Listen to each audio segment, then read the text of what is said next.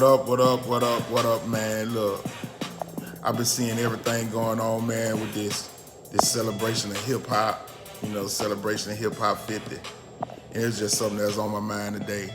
You know what I'm saying? To come in and just get my take on, you know, what hip hop mean for me. You know what I'm saying? And so man, look, I was, it's hip hop 50, but at the same time, it's probably right at about 30 plus, years with me, being in the game, doing it silently. You know what I'm saying? And you know, hip hop was it was instrumental in my life, man. A lot of people might know me, as Thug Addict, or I used to be, which I do a Christian artist now. I go by my first and middle name, Carlos Vaughn. But hip hop it meant a lot to me, man. A lot of people don't even understand, man. I remember like we used to have the boom boxes, you know what I'm saying, back then. And I come up in hip hop where you had MCs. You had to be an MC. You had to know how to have control of the mic when you put that tool in your hand, so it's a lot that hip hop meant to me. One of the people that inspired me the most, I would say, as far as rapping, would be an artist known as Big Daddy Kane. And I was like a big fan of Kane. Kane, just his wordplay, man. Why everybody, even though I was down south, it was a lot of people that was rapping just southern, but I was listening to the New York, because that's had the influence. New York, they use bigger words, pretty much say the same thing we'll say with simpler words. But Big Daddy Kane just had punchline after punchline, because I come up, Upper Punker P, battle rap.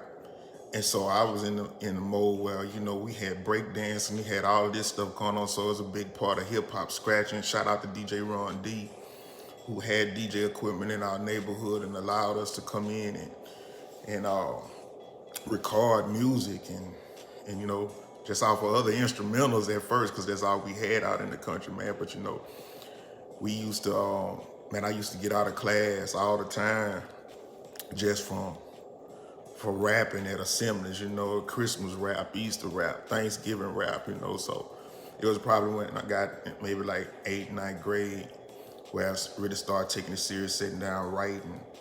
And it was always original, I always wrote. It was from scratch. I was just a writer. I just like to write. I like to be creative. And we'll have battles in between classes, you know what I'm saying? And so you'll have to write that rhyme and have that rhyme ready and memorized before the next exchange to the next period, because you might meet your op in the midst of transitioning to the next class. And so it was just a big thing, so it went from art to rap. But Big Daddy Kane was a big influence. I remember, man, it's one of these hip hop magazines, maybe Word Up or something. I think Chubb Rock had it was a contest, man. And man, I didn't even have the tools to record. I really learned how to record backwards. So I had to memorize the song because we was on cassette, you know what I'm saying? And so I had to memorize the song, do the ad-libs first, then come back and rap over the ad-libs. So I had to memorize the song word for word and come back and make sure my timing was right. So they had this contest for a rap, for a Chubb Rock contest. And so I remember having this cassette player and had an instrumental over here, and I put this player on this side and played the instrumental and started rapping.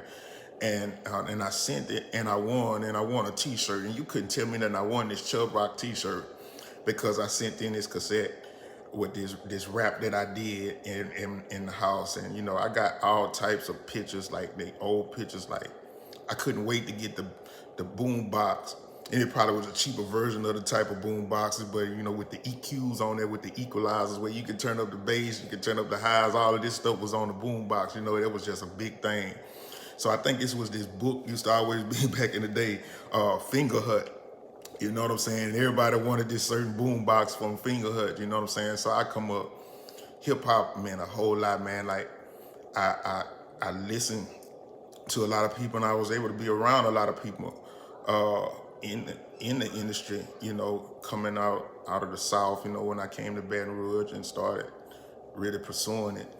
But one of the things that I could say is that, you know, you were able to live in this music. You know, there's a lot of artists, man. Shout out to Miss Ann Lacey, Mr. Joe Lacey. Shout out to Chubby, man, because to be honest with you, you know, like if it wasn't for them, if it wasn't for them, like, you know, we had VHS, VCRs, you know what I'm saying? So it's like they was able to record yo MTV raps and all of this so I can see the videos, you know what I'm saying? So we used the VHS tape and I got a chance to look at all the videos, like, you know, the MC Lights and the Special Eds and LLs and all that. You know, I used to love Crush Groove, you know, so hip hop it mean a lot, you know. A lot of people right now, man, you know, with the state of rap, a lot of people just rap. You can call yourself a rapper and this, but man, when you look at hip hop, you gotta know the origin of it. You gotta know where this stuff come from. You know what I'm saying?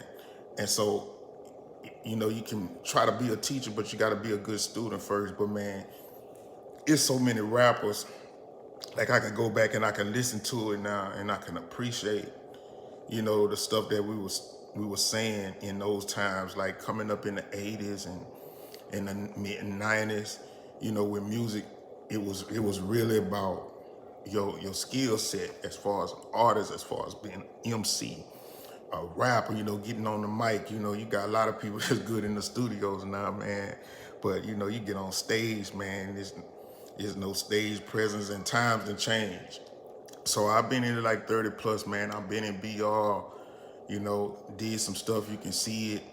Uh, Shout out to David Banner, you know what I'm talking about?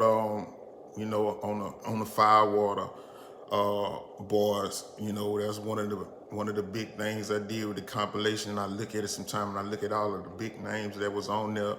You know, shout out to Lowe's, shout out to Rough Rouge Records, everybody, man. You know, I sacrificed a lot to do it, and it became a household name. The name Thug Addict became a household name. But you know, now I do this on the gospel rap scene, and a lot of people talk to me and they say stuff from time to time about, man, you trying to put a title on it. Hey, it is what it is. When I repped everything else, I repped it.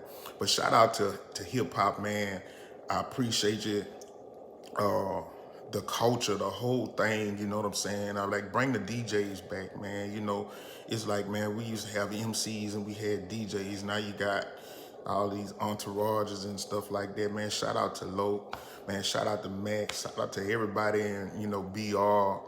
You know, that when I came down, Bleed, you know, everybody, man. You know, saying you had no limit. I was doing stuff and opening and doing shows with Cash Money and, you know, yeah, the Ghetto Boys and all these groups, man. You know, I was out in Texas for a minute, and so all of these, I'm just a gumbo of all of this stuff. You know, it's like, you know, Pac said this. You know, he was like at one time the mentor of a rapper, the battle rapper. He's like, well, man, these rappers can't see me because I done mastered their style.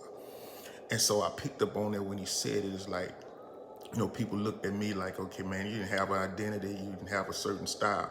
I really didn't, because I could go either way. You know what I'm saying? Like, either way, any way you want to do it, I can go. I go out of space, we can get out of space. But man, shout out to hip hop, man, like the pioneers, man. You know, I grew up on like I say, the Big Daddy Kanes, Marley Marls. Shout out to Daddy Cat, you know, and PY, man. You know, we listened to these artists as kids, man, and they had influence, man. You know, to hear Rock the Bells and Radio and I'm Bad and, you know, Run DMC and Crush Groove. You know, a lot of these cats don't know nothing about this, man. You know what I'm saying? But shout out to hip hop. Ron D, man, played a big part. Miss Betty. Mr. Jack and Jax out there, you know what I'm saying, for letting me come into clubs and at a young age and rap, you know, just rapping on instrumentals or songs, 45s and 33s, you know, records and stuff like that, man, you know, and to actually have my music put on vinyl, that was a big thing for me. So shout out to hip hop, man. I'll be back with Mo on his 50th anniversary for hip hop, but you know, I just wanted to put my little take on it, you know what I'm saying? Cause hey, whether you look at it on a big scale or whatever it was, I was a part of it. You know what I'm talking about? I was in the mix when it was going down, you know what I'm saying? On the grind with it, you know what I'm saying? And so hip hop did a whole lot for me. So shout out to hip hop. Peace out, man.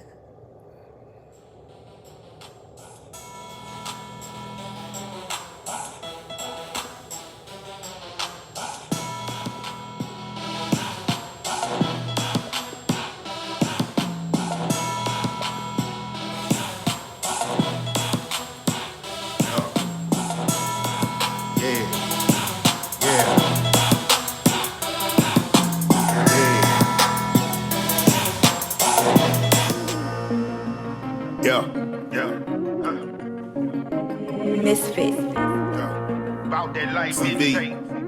EQ. Yeah. Yeah, yeah, yeah, yeah.